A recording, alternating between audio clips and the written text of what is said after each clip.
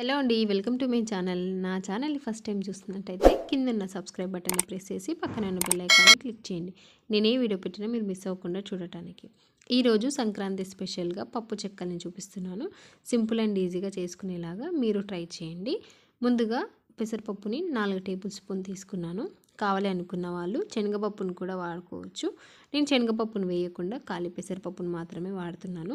దీన్ని 2 నుంచి 3 సార్లు బాగా కడిగి దీన్ని ఒక గ్లాస్ వాటర్ పోసుకొని 1 గంట నుంచి 2 గంటల వరకు నానబెట్టుకోవాలి. పెసరపప్పు కానీ శనగపప్పు కానీ వాడేవాళ్ళు 2 సేమ్ ప్రాసెస్లో చేసుకొని నానబెట్టుకోవాలి. ఇప్పుడు ఒక బౌల్లోకి పిండిని వేసుకోవాలి. బియ్యం పిండిని వేసుకోండి. ఇక్కడ నేను 1 కేజీ పిండిని వాడుతున్నాను. కప్స్లో చెప్పాలి అంటే 7 నుంచి 7.5 కప్స్ వరకు పడుతుంది.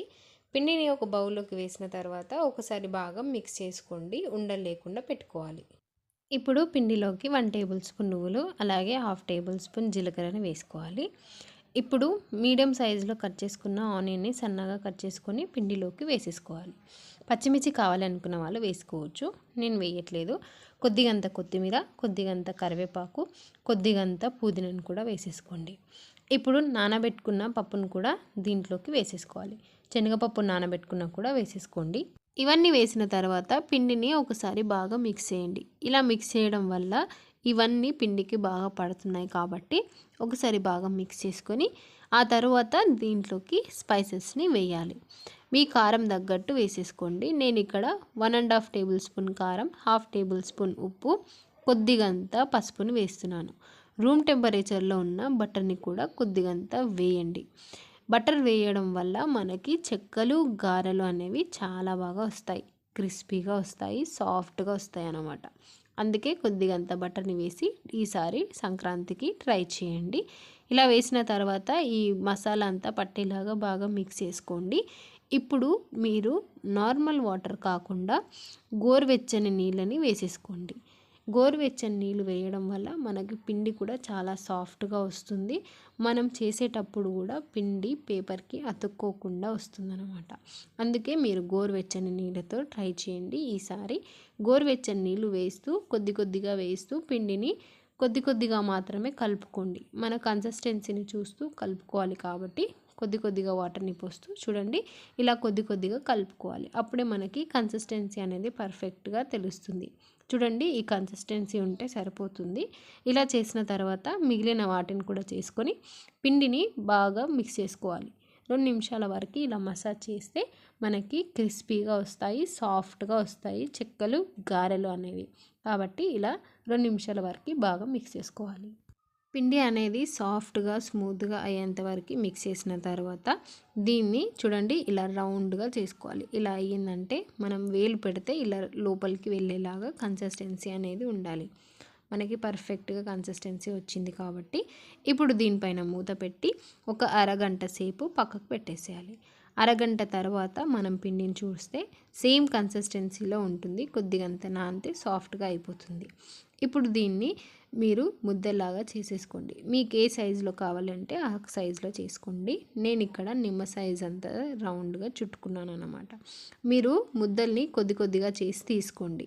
ఎందుకంటే మీరు చేసుకునేటప్పటికి అవి ఆరిపోతాయి కాబట్టి అలా కాకుండా కొద్దిగా చేసుకుంటే చాలా సాఫ్ట్గా ఉంటాయి, ఆరిపోకుండా ఉంటాయి అన్నమాట. ఇప్పుడు పూరి మిషన్ని తీసుకోవాలి.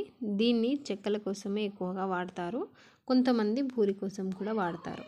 ఇది చెక్కను తీసుకున్న తర్వాత ఇలా ఒక కవర్ని తీసుకోండి. సాఫ్ట్గా ఉన్న కవర్ని తీసుకొని దీనికి కొద్దిగా ఆయిల్ని 2 వైపులా తాల్చుకోవాలి. ఇలా 2 వైపులా ఆయిల్ని రాసిన తర్వాత మనం పక్కకు పెట్టుకున్న ఒక ముద్దని తీసుకొని దీంట్లోకి పెట్టేసుకోవాలి. మనం ఆయిల్ రాయడం వల్ల కవర్కి ఈ పిండి అతుక్కోకుండా ఉంటుంది. అందువల్ల మనం ఆయిల్ని రాసుకోవాలి. పిండిని పెట్టిన తర్వాత ఇది క్లోజ్ చేసుకొని ఇలా ప్రెస్ చేస్తే మనకి సన్నగా వస్తాయి అన్నమాట ఈ గారెలు అనేవి. ఇలా చేసిన తర్వాత చూడండి మనకి ఎంత మెత్తగా వచ్చాయో, ఎంత ఈజీగా వదిలేసి వస్తున్నాయో చూడండి కవర్ నుంచి. సో ఇలా పల్చగా చేసుకోవాలన్నమాట. ఈ విధంగా అయినా చేసుకోవచ్చు, లేదా నేను ఇంకో 2-3 విధాలుగా చెప్తాను. ఇలా కొద్దిగా చేసుకొని పేపర్లోకి వేసేసుకోండి. పేపర్లో వేయడం వల్ల ఎక్స్ట్రా ఆయిల్ ఏదైనా ఉన్నా కూడా పేపర్ పీల్ చేసుకుంటుంది కాబట్టి ఇలా కొద్దిగా చేసుకొని దీన్ని పక్కకు పెట్టుకోవాలి. తక్కువ చేసుకొని పెట్టుకోండి. ఇప్పుడు ఇంకో విధంగా కూడా చూపిస్తాను. ఇంకో కవర్ తీసుకొని దీనికి పేపర్ మొత్తంగా ఆయిల్ని బాగా రాసుకోవాలి. ఇప్పుడు ఒక్కొక్క ముద్దని ఒక మీడియం సైజులో ఇలా గ్యాప్ తీసుకొని అంతా పెట్టుకోవాలి. ఇలా పెట్టిన తర్వాత ఒక మిక్సింగ్ బౌల్ తీసుకొని దీనికి ఒక కవర్ వేసి మనం ఏ సైజ్ అయితే ఒత్తుకుంటామో ఆ సైజు ఆయిల్ని రాసుకొని చూడండి, ఇప్పుడు నేను చూపిస్తున్న విధంగా ప్రెస్ చేయండి. ఇలా ప్రెస్ చేయడం వల్ల మనకి సేమ్ యాజ్ ఇట్ ఈజ్ గారెలు వస్తాయి, కొంచెం మందంగా వస్తాయి. ఈ గంటలో ఇలా ఒక 100 అయినా చేసుకోవచ్చు. ఈ ప్రాసెస్లో చేసుకుంటే ఆ గారె మిషన్తో చేయడం కన్నా ఈ మిషన్తో చేసుకోవాలి అనుకున్న వాళ్ళు ఇలా కూడా చేసుకోవచ్చు. కాకపోతే దీంతో చేయడం వల్ల కొంచెం మందంగా వస్తాయి అన్నమాట. ఇలా చేసుకుంటే మనకి ఈజీగా తొందరగా అయిపోతాయి. ఇలా ఈజీగా ఎలా అయినా మీకు నచ్చిన విధంగా చేసుకోండి. ఇలా చేసిన తర్వాత మనం దీన్ని కొంచెం మల్చగా కావాలి అనుకుంటే ఇలా కొంచెం ప్రెస్ చేసుకుంటే సరిపోతుంది.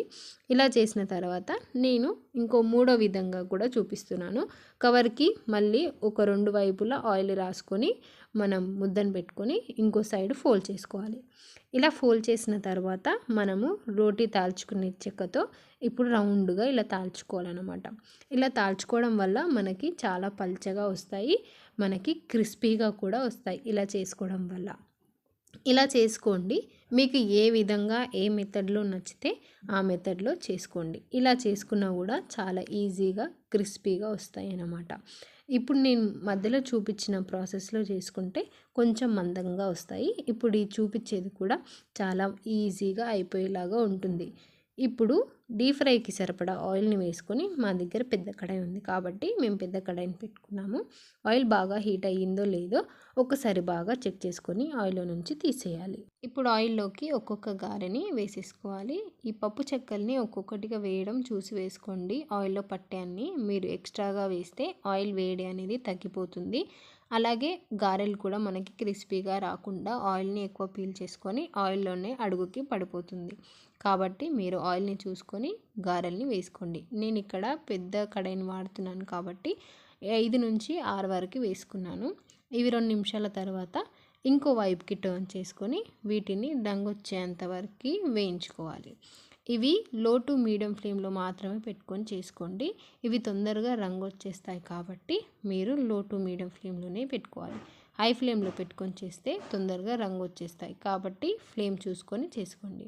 ఇవి మెల్లిగా ఇలా కలర్ మారుతున్నప్పుడు దగ్గరుండి చేసుకోండి, తొందరగా కలర్ మారిపోతాయి. ఈ కలర్లో ఉంది అంటే మనకి సరిపోతుంది. ఇవి ఆయిల్లో నుంచి తీసేసిన తర్వాత చల్లగా అయ్యేసరికి మరికొంచెం రంగు వస్తుంది కాబట్టి ఈ కలర్లోకి వచ్చేసరికి మీరు ఆయిల్లో నుంచి తీసేయచ్చు.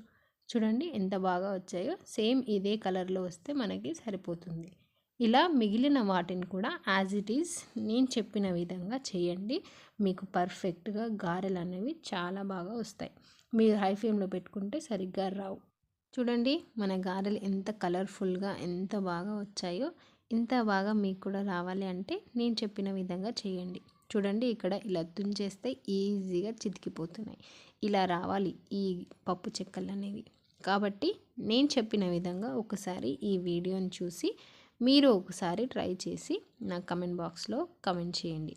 సేమ్ ఇలానే రావాలి అంటే పిండి మనం పర్ఫెక్ట్గా కలుపుకోవాలి. బటర్ వేయడం వల్ల కూడా ఇంకొంచెం క్రిస్పీగా వచ్చాయి. సో ఈ వీడియో మీకు నచ్చితే ఒక లైక్ చేసి షేర్ చేయండి. మరెన్నో వీడియోస్ కోసం సబ్స్క్రైబ్ చేసుకోండి. Thank you.